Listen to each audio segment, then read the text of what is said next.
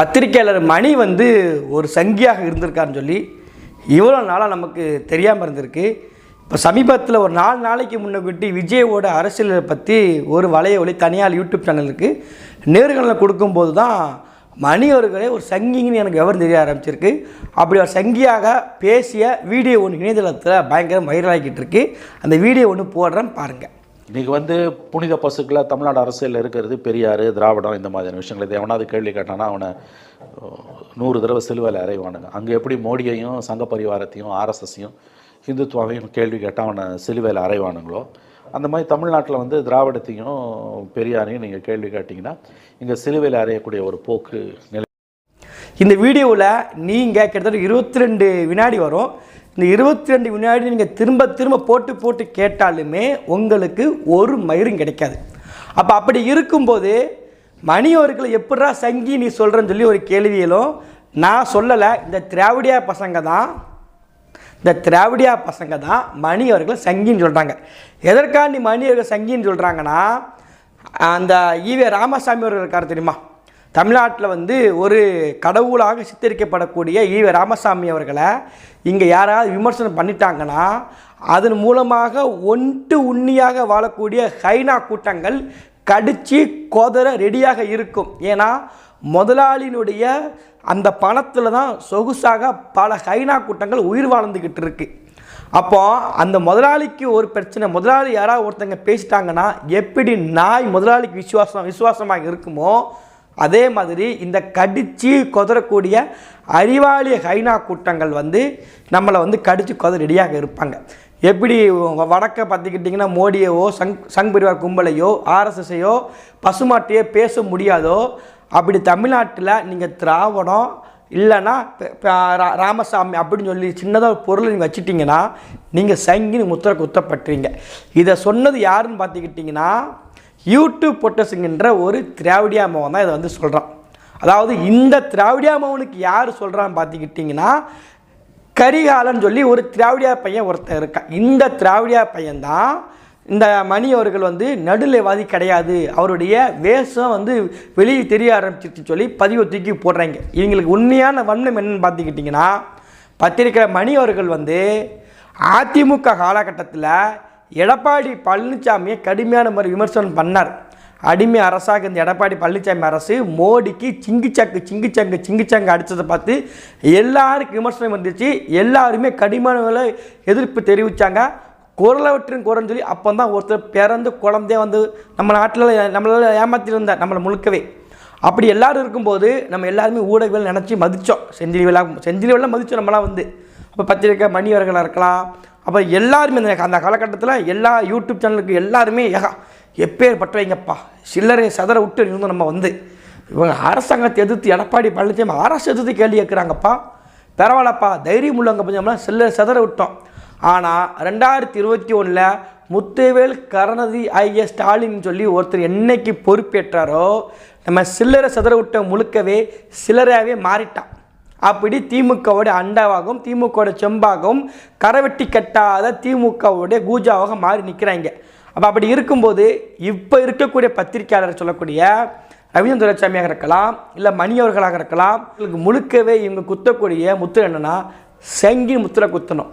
ஏன்னா திமுக செய்யக்கூடிய குற்றங்களையுமே திமுக கொடுக்கக்கூடிய கொடுங்கோல் ஆட்சியுமே பத்திரிகையாளர் மணி அவர்கள் பல இடங்களில் தோல் உரிச்சி காமிச்சிருக்கார். பல இடங்களில் நாகரிகமான கருத்து எடுத்து வச்சிருக்கார்.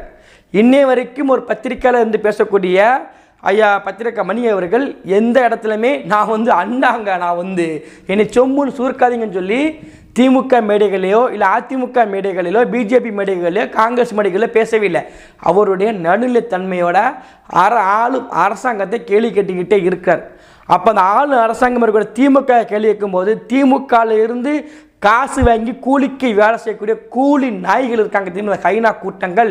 இந்த ஹைனா கூட்டங்கள் தான் சொல்லுது பத்திரிக்கையாளர் மணி அவர்கள் வந்து ஒரு சங்கி அப்படின்னு சொல்லி முத்திரை குத்துறாங்க. எதற்காண்டி சங்கி முத்திரை குத்துறாங்கன்னா, விஜய் அவர்களுடைய அரசியலை அதனுடைய தலைப்பில் தான் காணொலியே பேசுகிறார், நேர்காணலே கொடுக்குறாங்க. அப்படி பேசும்போது ஐயா ஒரு பதிவு பண்ணுறாங்க, அந்த பதிவை நீங்களே கேளுங்க.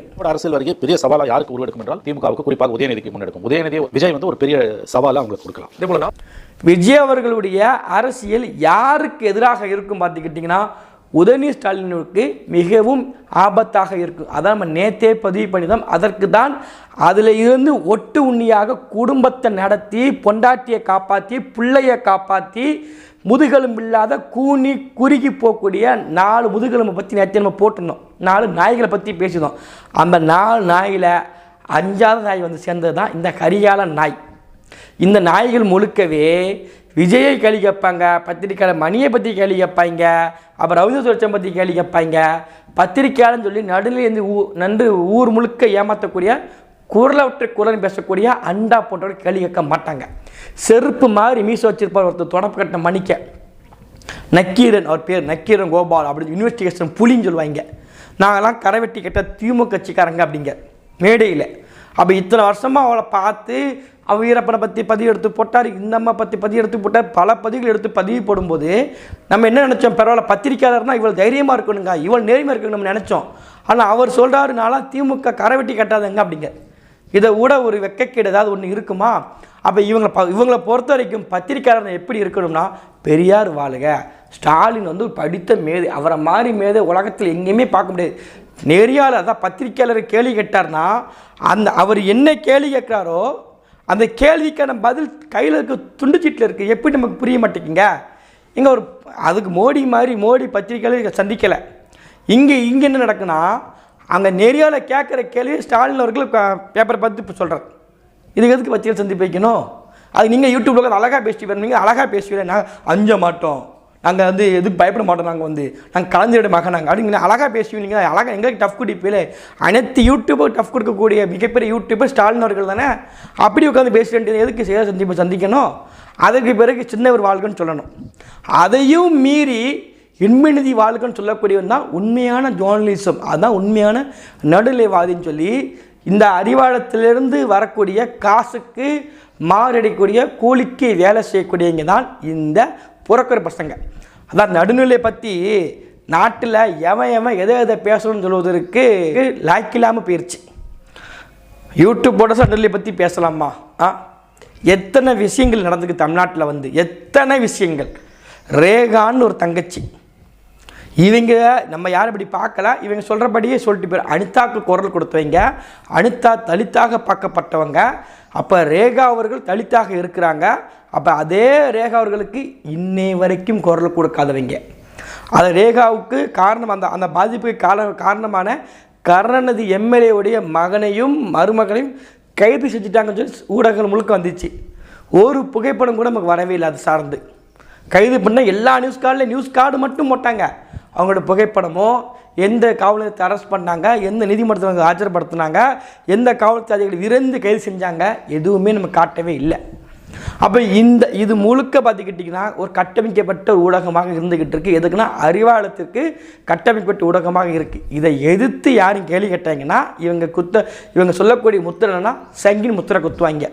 இதே சங்கிங்க முத்திரை யாருக்கு குத்தணும்னா, இந்த தமிழ்நாட்டில் இதோட இந்த வருஷத்தில் ஜனவரி மாதம் இப்போ 2வது மாதம் தான், 2024 தொடங்கி 2 மாதம் கூட முடியலை.